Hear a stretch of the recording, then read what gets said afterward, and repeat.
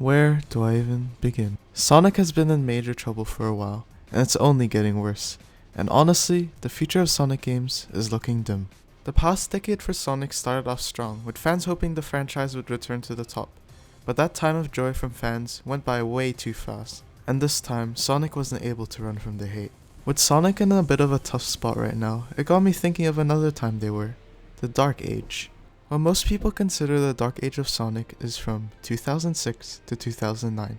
This was the time where Sonic games gained generally negative reviews, for one reason or another.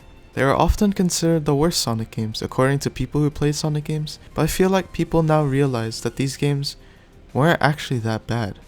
And I'm not just talking about the gameplay. I feel like these games excelled in various things that the new meta-era games struggle in, and that are holding them back from being generally good games.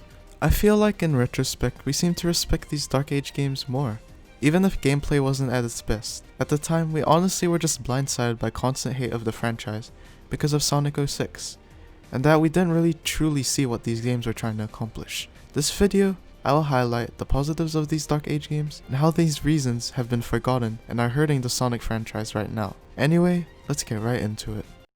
In my first point, I want to highlight one of the games. Sonic 06 is usually regarded as one of the worst Sonic games of all time, and even straight up one of the worst games of all time. And this key game really represented the Dark Age of Sonic, and this one game heavily impacted the franchise, even to this day. However, I've grown more of a respect for this game. Not because it is amazing by any means, but it was very ambitious, which I feel like Sonic has struggled in lately. Sonic 06, in my opinion, had the most ambition out of any Sonic game. They wanted to change the whole mood and tone of the story, and honestly, with a good sense of originality.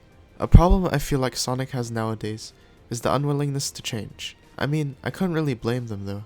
After reception of these games, which really tried to innovate and be different, was met poorly, you can't really blame them for being scared to change up the formula. But I feel like this type of change was met at the wrong time. I'm sure if Sega implemented a change in gameplay and mood now, it would be better received because since back then, there are more people who are more comfortable with the same formula. And that's why I feel like these games have kind of gained a cult following since people can really appreciate what they were trying to do. Take a game like Sonic Unleashed for example. At the time, it was regarded as one of the lowest rated Sonic games of all time. But in retrospect, when people talk about the game, they explain how beautifully designed the levels are and the depth in the character of Sonic that isn't really seen much in today's games. And for these games, even if concepts weren't executed exceptionally, well, for some of those Dark Age games, the ideas were there. I'll go back to Sonic 06 for an example. It honestly had great things, implementing a new character who had great potential in Silver, creating unique landscapes in the game which represented unique timelines, which was a very original thing. And of course having the multiple playable characters and not just having them as cheerleaders. This lack of ambition present in the meta-era games really hurt the amount of potential some of these games had. Let's take Sonic Forces for an example. The whole concept of the story could have been amazing, but they weren't ambitious and straightforward about it. It still felt like a normal modern Sonic game and just removed the potential the game had. A game like Sonic 06, even if not exceptional by any means, I respect it because it was ambitious about its idea and strived to make it a reality even if they failed. And they were clear with the tone and emotion they wanted to convey, which is also another problem with meta-era games. Onto my next point, I feel like most Sonic games nowadays just lack originality. What made Sonic great in the first place was it was different to every other game, but nowadays it seems like Sonic is just trying to redo things, whether it be to constantly reiterate classic Sonic into their modern games for nothing except nostalgia bait, or trying to bait in Mario fans in Sonic Lost World. It honestly made no sense. Originality is what Sonic needs right now, something fresh and exciting. Even if people want it, I don't want an Adventure 3 or Colors 2, because those games would be loved because of pure nostalgia, and may ruin the legacy of those games.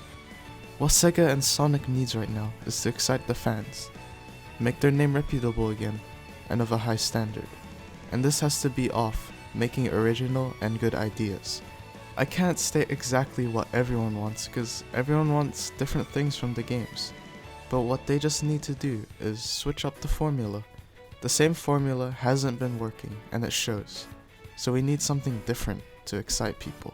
My last point is that Sega has to be straightforward with the plot and goal of a game. Even though Sonic 06 has a pretty confusing plot, the themes and the end goal was made clear. And for Sonic Unleashed, story was transparent and easy to understand. But for these new meta-era games, they struggle on keeping the themes and story straight, and I'll give you a few examples. A very infamous one is Sonic Lost World. The vibe of the story was supposed to be like Sonic Colors, since it is practically a sequel, which meant a lot of jokes and juvenile humor.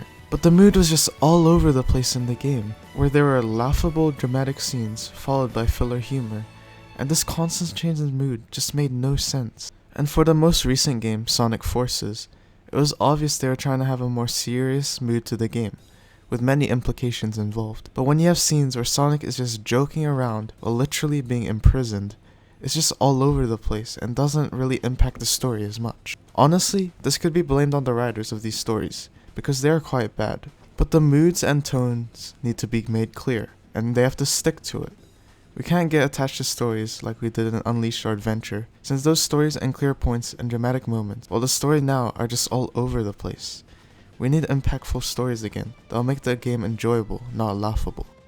Honestly, as a Sonic fan, even though we know the games suck, we don't want them to. We want them to generally succeed, and this video displayed that even during the Dark Age games, even if these games weren't very good, the passion was there to initiate change. All I could hope for is that spark to be reignited, and for Sonic to be great again. Anyway, if you guys enjoyed the video, please like and subscribe to support the channel, as it greatly helps. Anyway, have a good rest of your day, and peace.